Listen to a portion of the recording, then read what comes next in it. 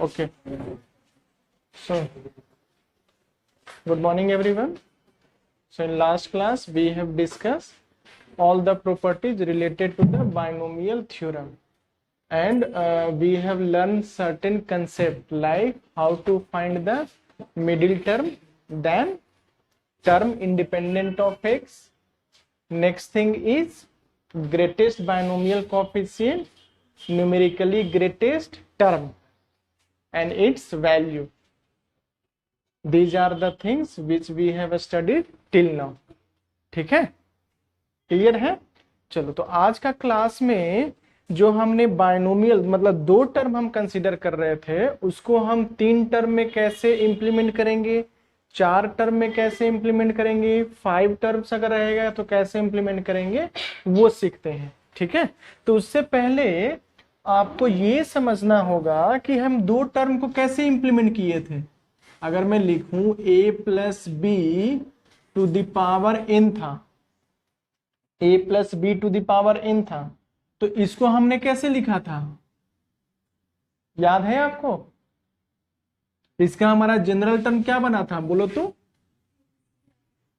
t of r plus 1 is equal to N C R into a to the power n minus R into b to the power r। ये हमारा था general term था।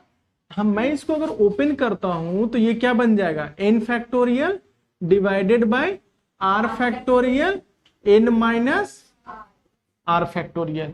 ये हमारा था opening NCR का, ये हमारा एक्सपेंशन था। ऐसा नहीं कि एनसीआर हम डायरेक्टली कहीं भी कभी भी लिख सकते हैं। NCR is just to represent the number, but how to calculate it we have to use this method. ठीक है, यहां पर क्या बन जाएगा, a to the power n minus r b to the power. यहां तो कोई दिक्कत, बोलो, किसी को भी कोई दिक्कत नहीं। अब यहां पर देखो कि सर यहां पर पावर में भी हमको n माइनस आर दिख रहा है, यहां पर फैक्टोरियल में भी n माइनस आर दिख रहा है, पावर में भी r दिख रहा है और फैक्टोरियल में भी r दिख रहा है। So can I replace putting r as r1। ठीक है, और n माइनस आर को हम क्या ले लेंगे, r2 ले लेंगे। कोई दिक्कत नहीं। तो हमारा जो टर्म बन गया वो क्या बन गया, n factorial divided by r1 factorial r2 factorial into a to the power n minus R को क्या लिखा था, r2 into b to the power r1। ये बात समझ में आया कि नहीं आया? ये बात समझ में आया सभी को कि हम कर क्या रहे हैं, जस्ट हम रिप्लेस कर रहे हैं n माइनस आर को r1 से, r को r2 से।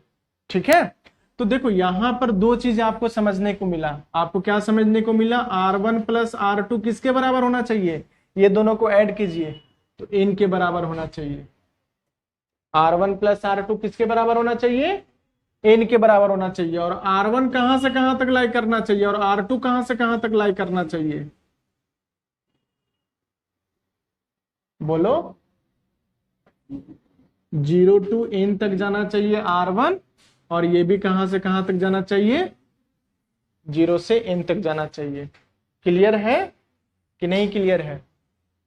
समझ में आया कि नहीं आया? ये कब हम यूज कर रहे थे, जब यहां पर दो टर्म था। जब यहां पर दो टर्म था तो हम इसको इस तरह से लिख सकते हैं। अब देखो, मैं इसी चीज को मैं इस तरह से लिखूं, a plus B plus C to the power n। अगर मैं इसका जनरल टर्म लिखना चाहूं तो जनरल टर्म क्या होगा, n फैक्टोरियल। देखो ये जो r1 है वो फर्स्ट टर्म के लिए यूज किया था, ये जो r2 था वो सेकंड टर्म के लिए यूज किया था। अब यहां पर कितना नंबर ऑफ टर्म है, 3 नंबर ऑफ टर्म है, तो कितना r1 r2 r3 तीनों आना चाहिए। तो लिख लो r1 factorial r2 factorial r3 factorial into a to the power r1 b to the power. बोलो, समझ में आ रहा है कि नहीं आ रहा है? a to the power r1 into B to the power r2 into C to the power r3। Condition क्या होना चाहिए? कंडीशन क्या होना चाहिए? r1 plus r2 plus r3 is equal to n होना चाहिए। और r1 का वैल्यू 0 से n के बीच का कोई एक होना चाहिए, r2 का वैल्यू 0 से n के बीच का होना चाहिए, और r3 का वैल्यू 0 से n तक का बीच का कोई एक वैल्यू होना चाहिए। समझ में आ रहा है? इसमें कोई कंफ्यूजन? ये जो हम कॉन्सेप्ट पढ़ रहे हैं, ये हम पढ़ रहे हैं मल्टीनोमियल एक्सपेंशन। तो कोई बता सकता है कि इसका नंबर ऑफ टर्म कितना आएगा? जैसे इसमें तो आपने बता दिया था नंबर ऑफ टर्म, बायनोमियल में नंबर ऑफ टर्म कितना था? n+1 था। इसमें आप बता सकते हो क्या डायरेक्टली? डायरेक्टली बता सकते हो क्या? नहीं बता सकते हैं, डायरेक्टली हम नहीं बता सकते हैं। तो फिर से हम इसी फॉर्मूला को अप्लाई करेंगे और इसको हम डिराइव करेंगे। I will use the same formula which will give the value n+1, which will give the value n+1। तो देखो कैसे n+1 आया था हमारा, वो देखो। अब सोचो कि n+1 कैसे आया होगा, थोड़ा सोचो तो। अगर NCR में n का क्या रोल रह रहा होगा और R में क्या रोल रह रहा होगा? तो देखो नंबर ऑफ टर्म हमारा क्या था? नंबर ऑफ टर्म के लिए, ठीक है। तो यहां पर टोटल नंबर ऑफ टर्म कितना है? 2 है, A एंड B ओनली, ठीक है। तो R का वैल्यू क्या हो जाएगा? 2 हो जाएगा। R का वैल्यू 2 हो गया। तो देखो n+2 - 1 C n-1, सॉरी 2 - 1 कर दो इसको। ये 2 क्या रिप्रेजेंट कर रहा है? Number of term in the given expansion, ठीक है। यहां पर नंबर ऑफ टर्म कितना है? 3 है। यहां पर नंबर ऑफ टर्म कितना है? 2 है। तो अगर हम इसको ओपन करेंगे तो ये क्या मिल जाएगा हमको? n+1 C1 मिलेगा। और n+1 C1 कितना होता है?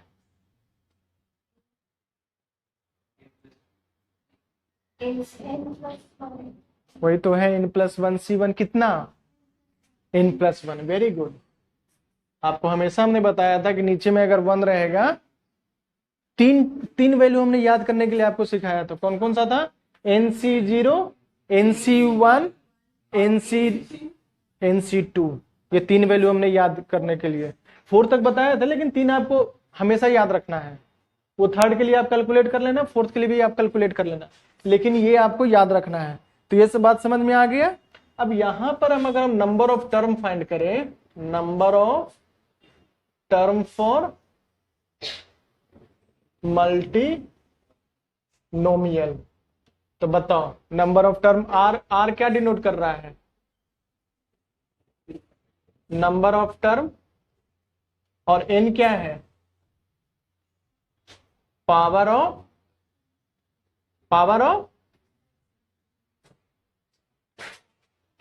मल्टीनोमियल। पावर ऑफ मल्टीनोमियल है ना। तो हमारा फॉर्मूला क्या बन जाएगा नंबर ऑफ टर्म का?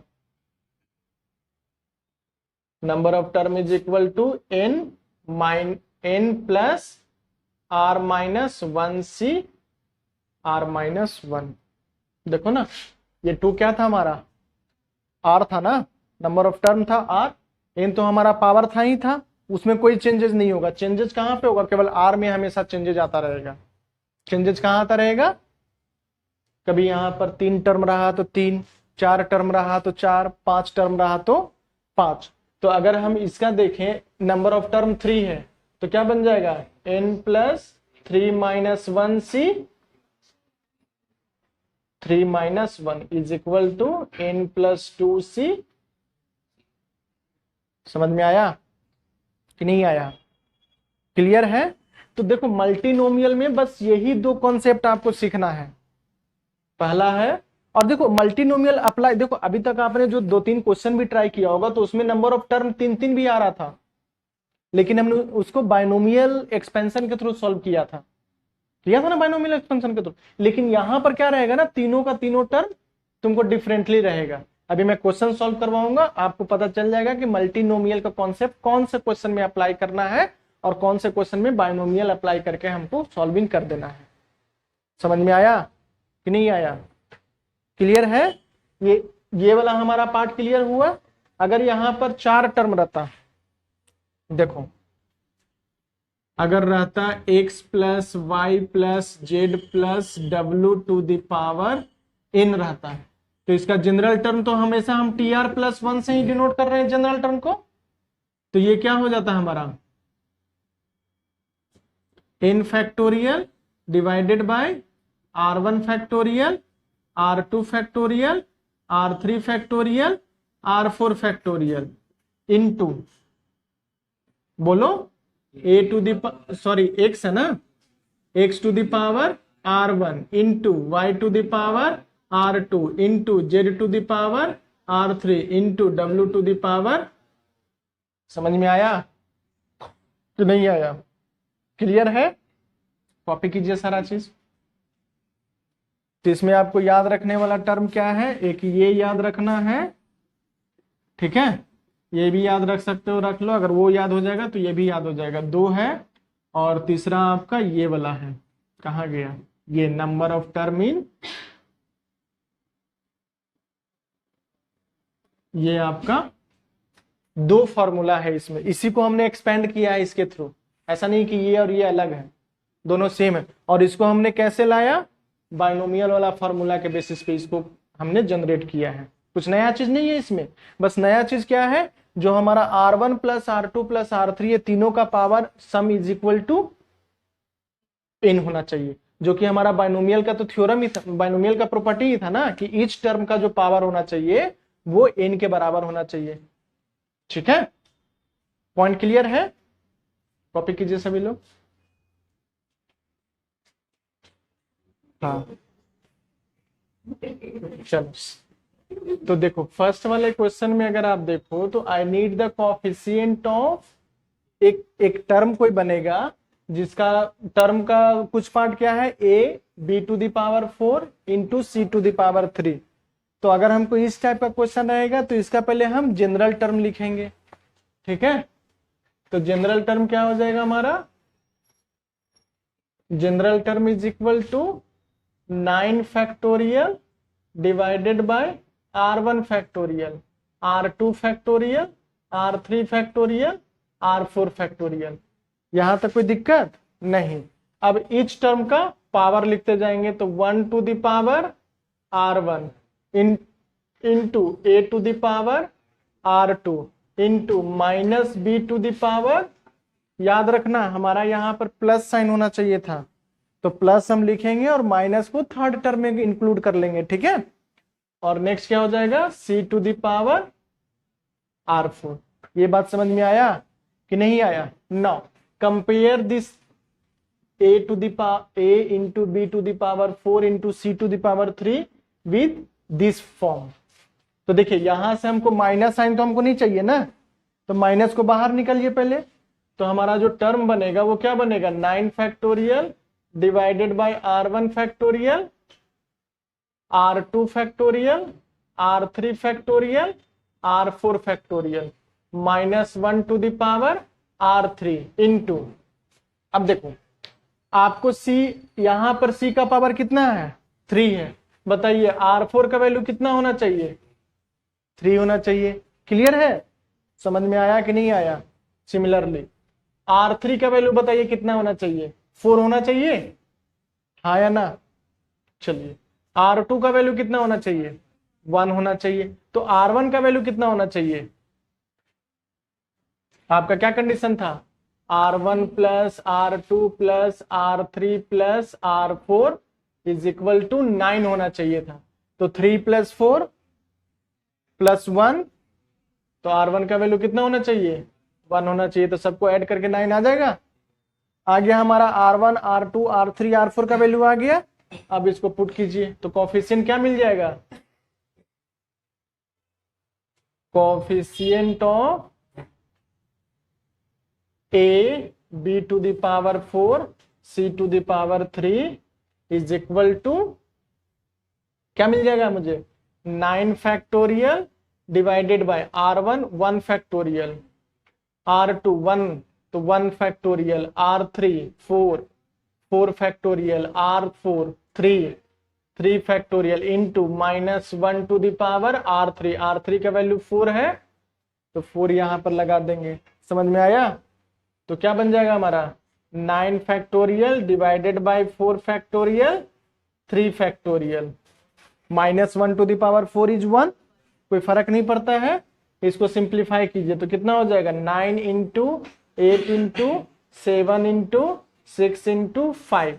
आगे नहीं जाएंगे क्योंकि नीचे में 4 फैक्टोरियल कैंसिल कर देंगे, ठीक है। और 3 फैक्टोरियल का वैल्यू कितना 6, तो 6 से 6 कैंसिल, तो कितना हो जाएगा ये 9 7 जा 63, 63 इंटू 40 कीजिए तो 0 4 3 जा 12 और 6 4 जा 24 प्लस 1 25। तो ये आपका कोफिशिएंट किसका आ जाएगा a into B to the power 4 into C to the power 3। इसी में और 2-3 क्वेश्चन हम बना सकते हैं, ठीक है। ये एक कोफिशिएंट निकालने का तरीका आपको समझ में आ गया। इसमें कोई दिक्कत किसी को? अगर हम इसका नंबर ऑफ टर्म फाइंड करें तो नंबर ऑफ टर्म फाइंड आसानी से हो सकता है। टोटल नंबर ऑफ टर्म हम फाइंड कर सकते हैं इसका कि नहीं फाइंड कर सकते हैं? इस वाले एक्सप्रेशन का टोटल नंबर ऑफ टर्म हम फाइंड कर सकते हैं। कैसे? फॉर्मूला था ना, number of terms is equal to n plus r minus 1 c r minus 1। n का वैल्यू कितना है 9 है, r का वैल्यू कितना है 4 है, यस। तो 9 प्लस 4 माइनस 1 c 4 माइनस 1, ये कितना हो जाएगा 9 4 13, 13 minus 1 12, 12 c 3 is equal to 12 into 11 into 10 divided by 6। दिख रहा है आपको कितना टोटल नंबर ऑफ टर्म है? समझ में आया? टोटल नंबर ऑफ टर्म इसमें 220 है। कैन यू इमेजिन कि 220 टर्म लिखना आसान है कि मुश्किल है? मुश्किल है। इसलिए आपसे कोई पूछेगा नहीं, आपसे जो भी क्वेश्चन पूछेगा वो यही 2 फॉर्मूला के बेसिस पे या यही 2 कॉन्सेप्ट के बेसिस पे आपसे पूछेगा। पॉइंट क्लियर है? इसी में 2-3 क्वेश्चन हम और देते हैं, ठीक है। Find coefficient of a square B Q C to the power 2, ठीक है। ये एक हो गया। दूसरा आ जाएगा a टू द पावर, अच्छा कुछ इस टाइप का भी टर्म आ रहा होगा क्या? b to the power 4 c to the power 3, a का टर्म ही नहीं आया। जरा चेक कीजिए तो सॉल्व हो पा रहा है क्या ये दोनों क्वेश्चन? इसी के बेसिस पे सॉल्व करना है, जैसा अभी हमने ट्राई किया ना, सेम टू सेम ट्राई करना है। क्लियर है? कोई कंफ्यूजन इसमें? गुड, ट्राई कीजिए तो।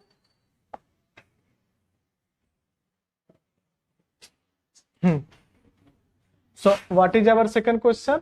The number of term in the given expansion is 36. Already number of term is given to you. You just need to find the n, means power of given expression. तो number of term का formula क्या था? Number of term is equal to n plus r minus 1 c r minus 1। n का value हमको पता है? नहीं, वही तो फाइंड करना है। r का वैल्यू क्या है? n plus 3 minus 1 c 3 minus 1। Number of term कितना दिया हुआ है 36। तो यहां से इवेल्युएट कीजिए तो n प्लस 2 c 2, तो n प्लस 2 c 2 मतलब 2 टर्म तक हमको मल्टीप्लाई करना है। तो n plus 2 into n plus 1, 1 reduce करते जाएंगे ना, divided by 2 is equal to 36। कितना हो जाएगा 72 is equal to n plus 2 into n plus 1। अब सोचो 72 कैसे फॉर्म कर रहा होगा? जो 2 कंसेक्यूटिव नंबर रहे 8 और 9 से, तो बताओ 8 कौन सा रहेगा? ये वाला रहेगा कि ये वाला रहेगा? n प्लस 1 8 रहेगा, तो n plus 1 is equal to 8, n is equal to 7। इनका वैल्यू 7 आ गया। ये एक तरीका हुआ। ये ना समझ में आ रहा है, क्वाड्रेटिक सॉल्व कर लो। ठीक है, n का वैल्यू 7 आया, n is equal to 7। Clear है? ये डायरेक्ट अप्रोच है। हमको क्या दिख रहा है यहाँ पर, product of to consecutive number है और product of to consecutive number 72 आना चाहिए। तो 72 का product of to consecutive number क्या लिखेंगे, 9 इंटू 8 या 8 इंटू 9।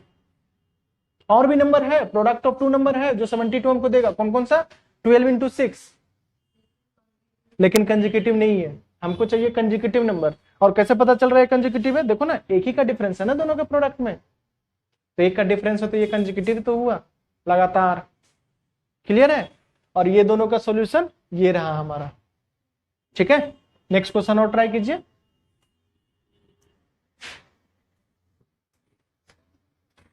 हाँ देखो, क्वेश्चन नंबर 3 को कैसे सॉल्व करेंगे। क्वेश्चन नंबर 3 का अगर हम जनरल टर्म लिखें तो जनरल टर्म क्या लिखेंगे हम,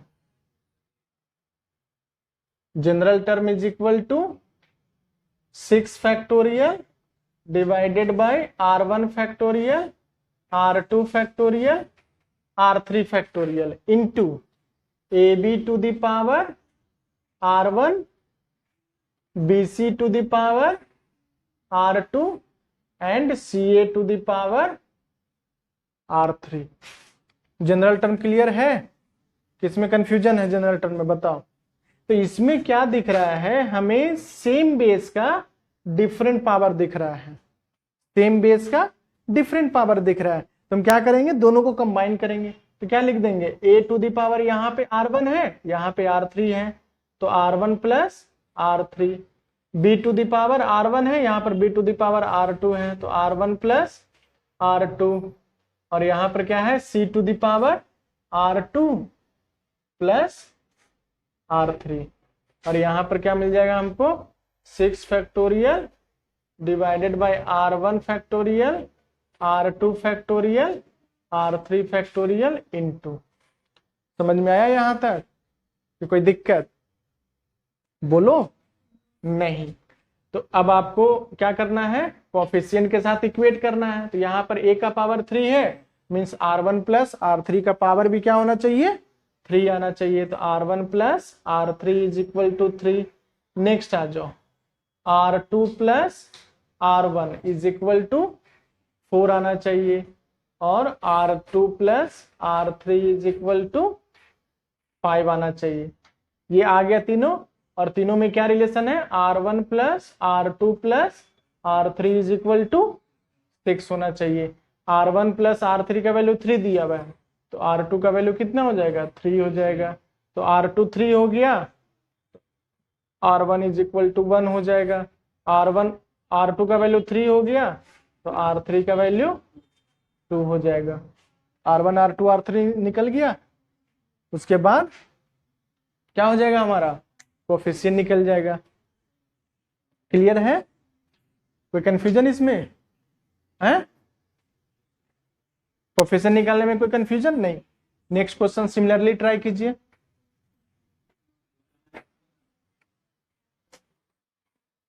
तो नेक्स्ट में भी सेम कॉन्सेप्ट फिर से अप्लाई करना है हमें। तो सेम कॉन्सेप्ट क्या है, I need to write the first general term. तो जनरल टर्म क्या लिखेंगे, 10 factorial r1 factorial, r2 factorial, r3 factorial into 1 to the power r1 into 3x to the power r2 into minus 2x Q to the power r3। अब देखो यहाँ पर भी x है, यहाँ पर भी x है, दोनों को कंबाइन करते हैं, कोफिशिएंट को बाहर निकालते हैं। तो ये क्या बन जाएगा, 3 to the power r2 minus 2 to the power r3। यहाँ से कांस्टेंट को बाहर निकाल दिया, यहाँ से भी कांस्टेंट को बाहर निकाल दिया, तो x का क्या टर्म बचा, x to the power r2 plus 3r3 ना। देखो ना यहाँ पर पावर 3 भी तो है, तो 3 इंटू r3 3r3 हो जाएगा ना। दोनों को कंबाइन कर देंगे। कोई कंफ्यूजन यहाँ तक क्लियर है? चलो आगे बढ़ते हैं। तो हमें चाहिए कितना, x टू द पावर 7 चाहिए। तो ये वाला वैल्यू कितना होना चाहिए, 7 होना चाहिए। तो r2 plus 3r3 is equal to 7 होना चाहिए।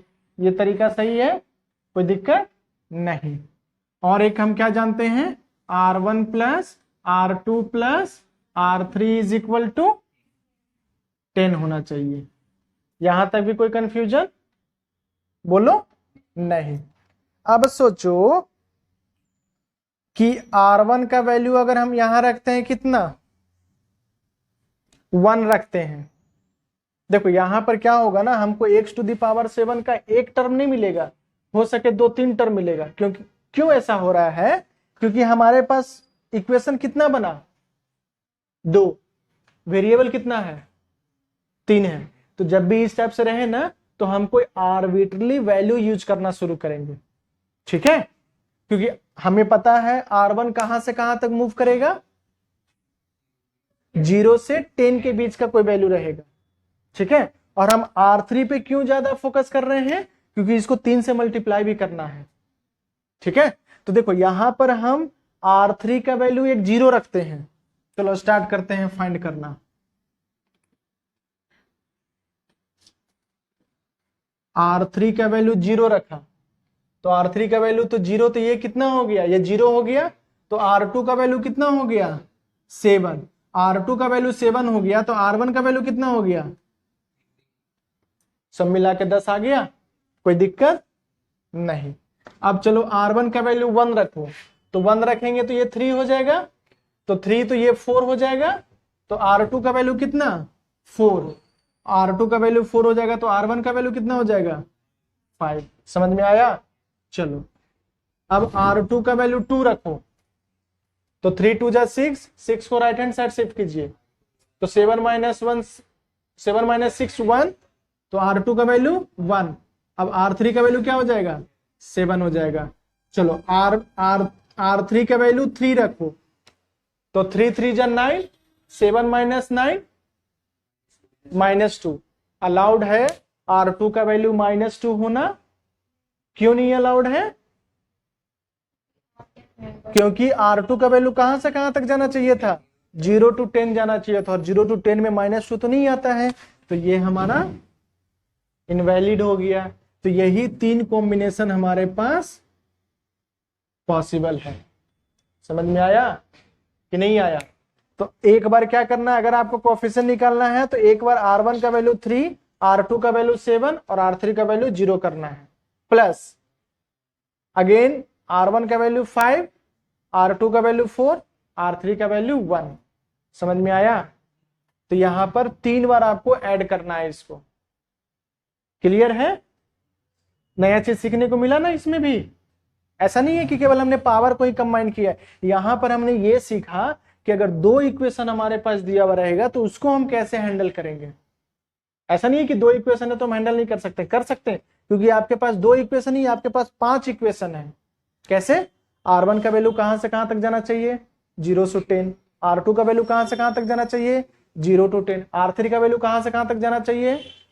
तो हमेशा ध्यान रखना, आपके पास जितना वेरिएबल है उससे ज्यादा आपका इक्वेशन दिया हुआ है। यहां पर क्या है, डायरेक्ट इक्वेशन ना देके इनडायरेक्ट फॉर्म में दिया हुआ है। तो इनडायरेक्ट फॉर्म में दिया हुआ है, तो इसलिए हमने आर्बिट्रली वैल्यू यूज करना शुरू किया इन बिटवीन 0 to 10 तक का। समझ में आया। अब तुम लोग बोलोगे सर आपने R2 से क्यों नहीं स्टार्ट किया, R3 से क्यों स्टार्ट किया। चलो देखो इसका क्या निष्कर्ष निकलेगा, ये देखो। अगर हम R2 का वैल्यू यूज करते हैं 2, R2 का वैल्यू क्या यूज करते हैं 2, तो 2 को राइट हैंड साइड शिफ्ट करो, 5, 3 को राइट हैंड साइड शिफ्ट करो, तो 5/3। R3 का वैल्यू क्या आ गया, फ्रैक्शन आ गया। फ्रैक्शन अलाउड है, अलाउड है फ्रैक्शन। तो R2 का वैल्यू 2 अलाउड नहीं है। देखो कहीं पर R2 का वैल्यू 2 अलाउड है, नहीं आया है। समझ में आया। तो हमको ऐसा नंबर पकड़ना है जो मल्टीप्लाई रैपिडली हो, जैसे R3 के साथ रैपिडली मल्टीप्लाई हो रहा है ना 3 के साथ। तो हमको मुश्किल से हार्डली कितना टर्म में हमको पता चल गया, 3 टर्म में पता चल गया, चौथा टर्म अलाउड ही नहीं है। क्लियर है कैसे क्वेश्चन को अप्रोच करना है, कोई दिक्कत। कॉपी कीजिए इसको।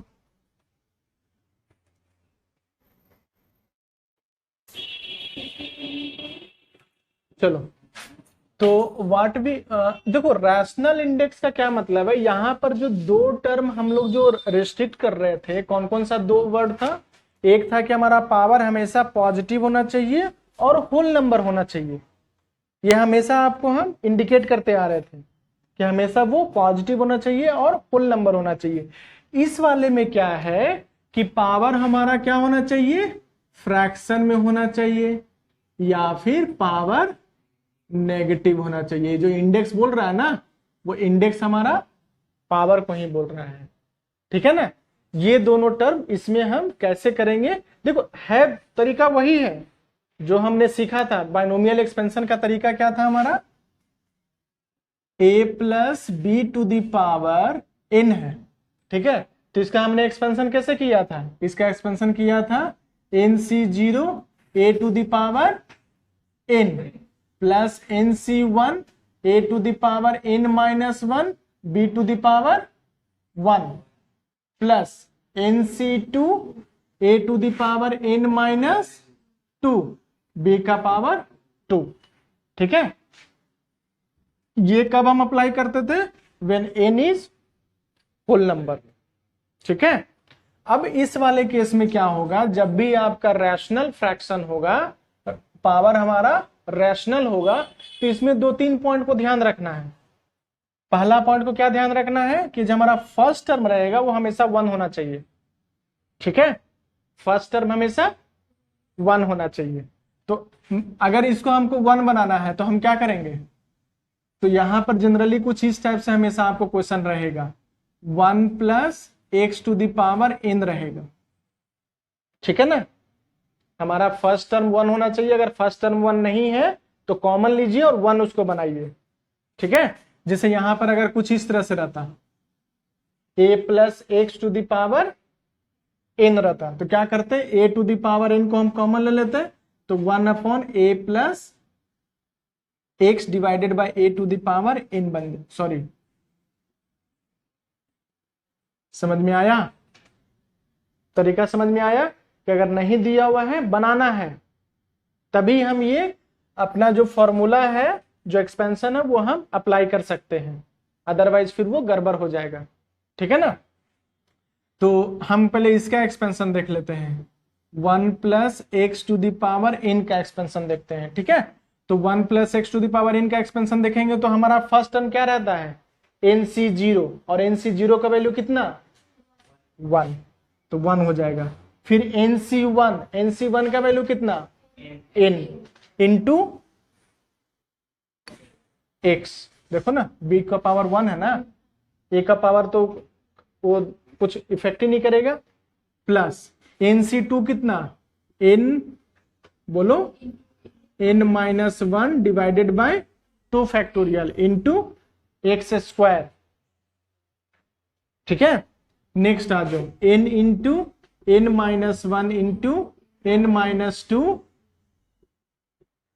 Divided by 3 factorial into X to the power 3। समझ में आया कि नहीं आया? क्लियर है? डॉट डॉट डॉट आगे बढ़ते जाओ। ये कहां तक जाएगा? ये आपका इन बिटवीन एक टर्म बनेगा आपका क्या? n into n minus 1 n minus 2 dot dot dot n minus r plus 1 divided by r factorial x to the power r। देखो ना, इसके साथ मैच करो। अगर हमारा कौन सा ये टर्म था? सेकंड, ये थर्ड टर्म है, तो r का पावर 2 यहां यूज किया, तो ये 2 फैक्टोरियल हो गया। कितना बार हम मल्टीप्लाई करेंगे? 2 बार, n into n minus 1। r का पावर 3 है, कितना बार मल्टीप्लाई होगा? 3 बार मल्टीप्लाई होगा। सिमिलरली ये कितना बार मल्टीप्लाई किया हुआ है? rth तक मल्टीप्लाई किया हुआ है। ये जा कहां रहा है लास्ट तक? ये अप टू इनफाइनाइट टर्म तक जा रहा है। इस वाले में इनफाइनाइट सीरीज हमारा चलना शुरू हो जाएगा, ठीक है। क्योंकि ईच फ्रैक्शन ये क्या देगा ना आपको? Lead to some smaller value. देखो देखो ना, पावर फ्रैक्शन हो जा रहा है ना हमारा। जैसे पावर रहता हमारा कितना? 1/2 रहता, पावर 1/2 रहता। जैसे एक क्वेश्चन देखो, 1 plus X to the power 1/2 रहता है, तो क्या करता 1 प्लस 1/2 इंटू एक्स करता, प्लस 1/2 इंटू 1/2 माइनस 1 कितना हो जाता, -1/2 divided by 2 into X square. अगर ये ओवरऑल वैल्यू देखोगे तो ये ओवरऑल वैल्यू क्या होते जा रहा है, छोटा होता जा रहा है। देखो ना, ये 1/2 है, ये -1/8 है, तो 1/2 से छोटा हो गया ना -1/8। समझ में आ रहा है? तो इसीलिए इसका क्या है, ये जो हमारा टर्म बना ये हमारा जनरल टर्म बना। आप देखो ना, अगर इन बिटवीन अगर हम rth टर्म लिखते तो क्या लिखते rth टर्म, इसका अगर हम rth टर्म लिखते तो क्या लिखते हैं, NCR लिखते ना, NCR।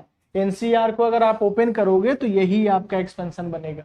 देखो NCR is equal to n factorial r factorial n minus r factorial. ये हमको कहां तक ले जाना है, n माइनस r तक इसको मल्टीप्लाई करते जाना है। तो करो तो multiply n into n minus 1 n minus 2 n minus 3 n minus 4 dot dot dot. अगर हमको n माइनस r फैक्टोरियल लिखना है तो इससे पहले वाला टर्म कौन सा रहा होगा,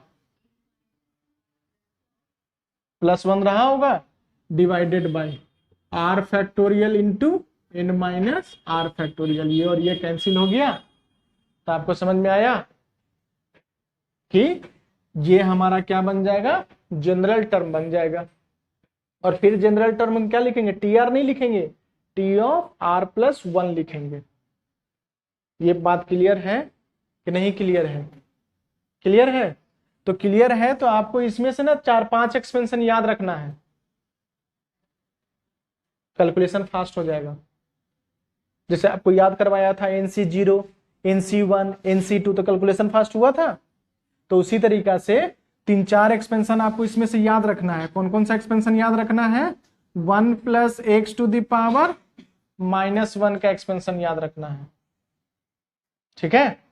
दूसरा एक्सपेंशन याद रखना है 1 minus X to the power -1 का एक्सपेंशन याद रखना है आपको।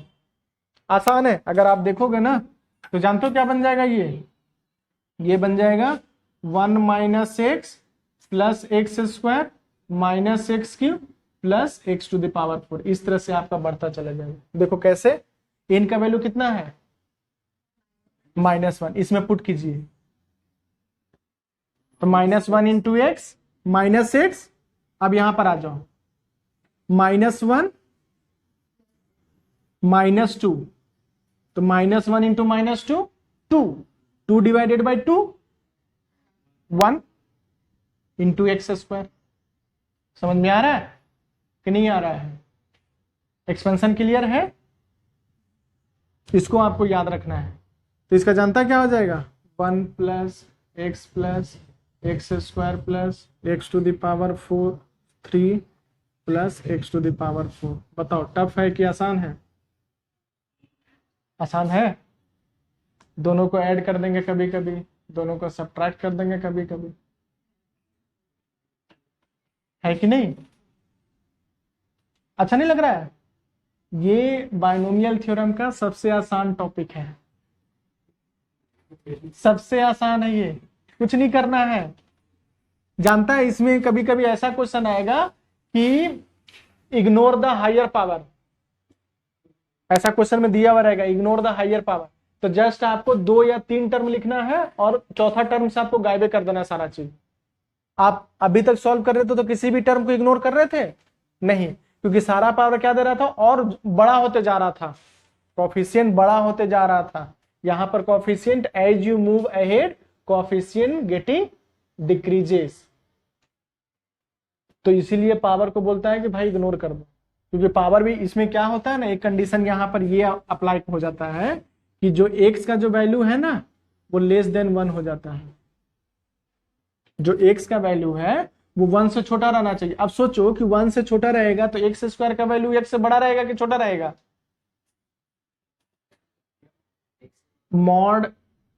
मॉड ऑफ x का वैल्यू 1 से छोटा रहा, तो 1 से छोटा रहा मतलब कहां से कहां तक वेरी कर रहा है, 0 से 1 तक में ही वेरी कर रहा है। तो मतलब फ्रैक्शन वैल्यू 0 भी नहीं लेना है, 1 भी नहीं लेना है। अरे 0 ले लेंगे तो 1 टू द पावर n हो जाएगा ना। यस, 0 और 1 के बीच में लेना है। ठीक है, तो देखो यहां पर अगर आप अप्लाई करो तो बताओ x बड़ा कि x स्क्वायर बड़ा? x बड़ा। x स्क्वायर बड़ा कि x क्यूब बड़ा? x square. आपका पहले से ये छोटा है और x स्क्वायर का वैल्यू और पुट करके आप छोटा बना दे रहे हो, तो वो क्या करेगा, एडिशन में बहुत ही लेस सिग्निफिकेंट आपका एरर देगा। जब आप इसको ऐड करोगे ना, 5-6 टर्म को ऐड करोगे ना, लगेगा कि सर क्या है, डेसिमल के बाद 4 डिजिट के बाद कुछ चेंज आ रहा है, 5 डिजिट के बाद कुछ चेंज आ रहा है, तो उतना चेंजेस कंसिडरेबल नहीं है। मतलब जैसे एक होता है कि मिलीमीटर से सेंटीमीटर में चेंज होता है तो 10% का चेंजेज आ जाता है, आता है कि नहीं 10% का चेंजेज, लेकिन यहाँ पर हार्डली 0.1% का चेंजेज आएगा। तो इसीलिए बोला जाता है कि हायर ऑर्डर को इग्नोर कर दिया जाना चाहिए ताकि हमारा सॉल्विंग आसान हो जाए। क्लियर है? कॉपी कीजिए इसको, और मैं 2-3 आपको दे देता हूं, आप उसको एक बार ट्राई करना।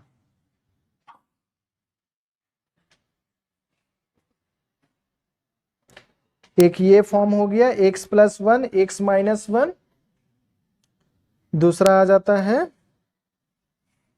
आप इसका जनरल टर्म याद रखना, ठीक है, ये इसका जनरल टर्म है।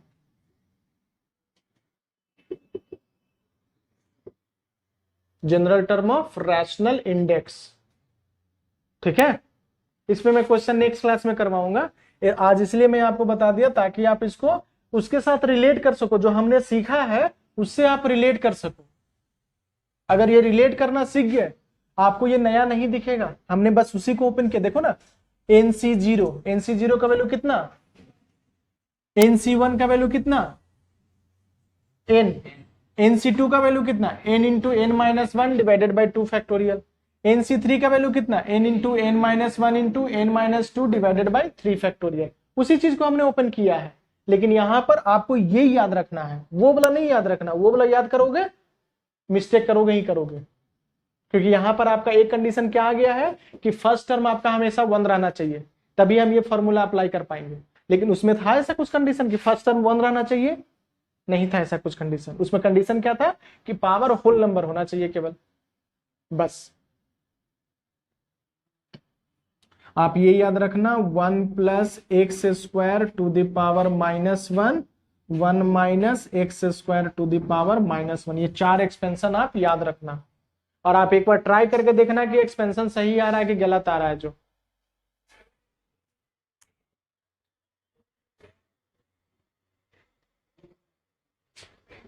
सॉरी, ये 2 नहीं है, ये -2 है, ये -2 है, ये -2 है, ठीक है। तो इस पे ना मैं एक क्वेश्चन आपको दे देता हूं, ठीक है, एक क्वेश्चन, ज्यादा नहीं, आसान है। आपको बस ये बताना है, find the fourth term of, find the fourth term of expansion of 1 - 2x to the power 3/2। बस इसका आपको एक्सपेंशन बताना है, मतलब वो भी फोर्थ टर्म है, ऐसा नहीं है कि पूरा का पूरा टर्म आपको बताना है, ठीक है। क्लियर है? चलो, तो मैं क्लास एंड करता हूं। Thank you very much.